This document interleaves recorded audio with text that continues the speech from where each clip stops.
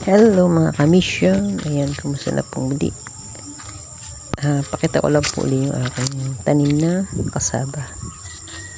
So mga bagong tanim po ito.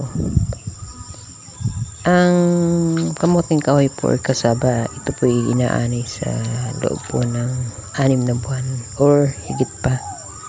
Pero sa loob po ng 6 na buwan, ito po ay naglalaman na. Kung ito po'y boghat po yung kayong napagtaniman, mas madali po siyang magkaroon ng laman or lumaki yung laman sa loob. Ayan.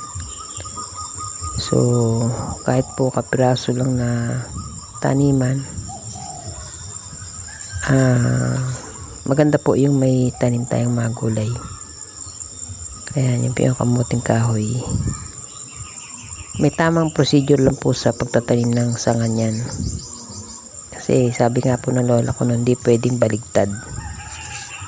So may way po ng pagtatanim. At ayan po yung aking saging na saba na malaki na at nagkaroon na po siya ng suwi. Ayan. Ayan, puro saba po yan. Mga bagong tanim na lang po yan dahil nasira po noong bumagyo po ng malakas. So ayan lang po aking little sharing. God bless everyone.